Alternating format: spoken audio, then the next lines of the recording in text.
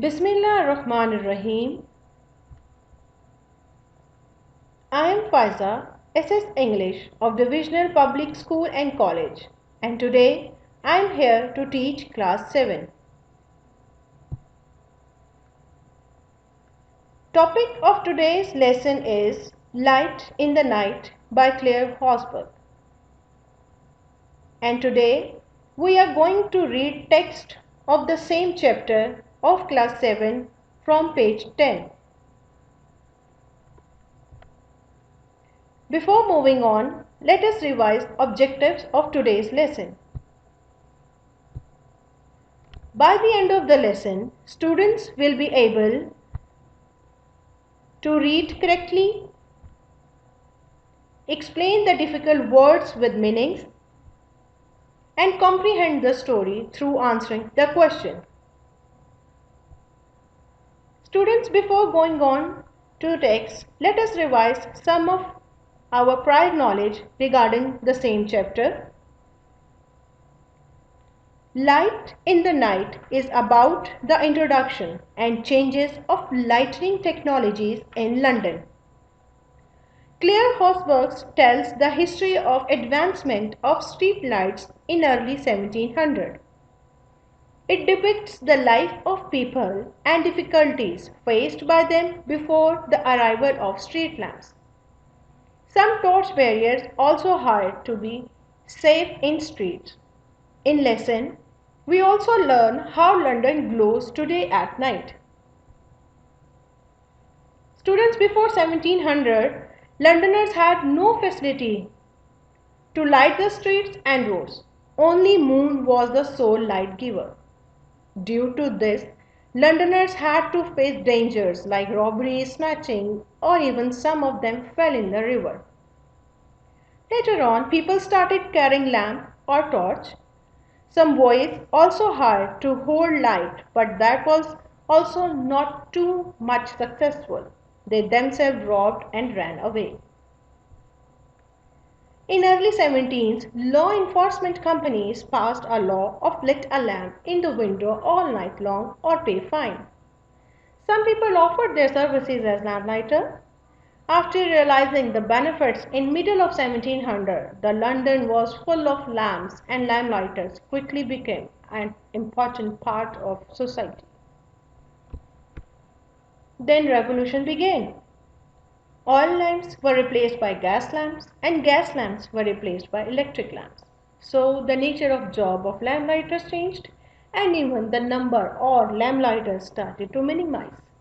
Charles Dickens, a famous writer, captured the feelings of lamplighters in the story, Lamplighter. Students, today our text is start with the lines of well-reputed novel The Lamplighter by a famous novelist Charles Dickens. Here you can see picture of cover page of that same novel. Here you can see a lamplighter doing his work. Here's begun your text. I foresee in this the breaking up of our profession. There is no more going the rounds to trim by daylight, no more dribbling down of the oil on the hats and bonnets of ladies and gentlemen when one feels in spirits. Any low fellow can light a gas lamp. Students, these lines are taken from the text of Charles Dickens' novel Lamplighter. Here, lamplighters are discussing about their profession. Before explaining the whole paragraph, I would like to say that there are some words with yellow highlighted area. These words are the meanings of difficult words, like foresee means predict, breaking up means finishing, trim means neat, dribbling means dropping, bonnets are kind of hats which tied under chin, feels in spirit means liveliness, and low fellow means person with very little importance. Here the writer is saying that he can predict the future of the profession of lamplighters, and the lamplighter profession is going to finish. Now there is no need to make any changes in lamps or to drop oil on the hats and bonnets of ladies and gentlemen. While they feel liveliness, anyone with less important can do the job. Here, students, you can see picture of a lamp lighter who is trimming the lamp and the other person is helping him. The next one is gas lamps were better than oil lamps in many ways. Although a big issue with them was every now and again one would blow up. Over time, gas lamps replaced oil lamps. Later, with the invention of electricity, gas lamps were replaced by electric lamps, which now dominate the modern streets. Now and again mean sometime, blow up mean explode, and dominate be in majority. Here the writer is saying that gas lamps are better than oil lamps in spite of the issue that there are always chances of explosion due to gas lamps. As the time passed, oil lamps were replaced by gas lamps, and so with the gas lamps, which were replaced by electric lamps. And without any doubt, today the modern streets of London are full of electric lamps. The last paragraph of today's text is: Today there are still 1500 gas lamps in London. 5 people are employed to operate them. They light them every evening and put them out every morning. These lights are carefully looked after because they are part of the city's history. Kensington Palace Gardens is the name of Long Avenue in London. It is lined with grand old buildings and is lit entirely by gas lamps.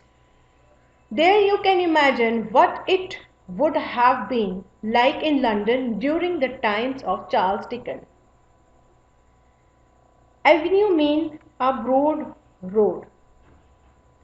Here the writer or Claire Horsburgh is saying today there are 1500 gas lamps left in London and only 5 lamplighters are there to operate them. They make them on in every evening and off in every morning. These lamps are looked after carefully because these are assets of history. Gardens of Kensington Palace is the place where in London with broad road which are decorated with lamps on both sides of road. Only here you can imagine how London would look like in the time of Charles Dickens. Students, here is a picture of just besides your text, the same picture of the palace, Kensington Palace Gardens, to show you how London would look like in Charles Dickens' time. Okay, ji, come on an activity. Here you are having an activity just to discuss in your class with your class teacher and fellows to make you understand your teacher that you have learned the whole lesson carefully. You have to answer the question in class. First question is, what is the issue with gas lamps? Second one is, how many people are employed to light lamps today? And roughly how many lamps are present today in London? You just have to discuss in your class with teacher and fellows. Okay, Ji, come on homework. First of all, you have to make adjectives of these nouns.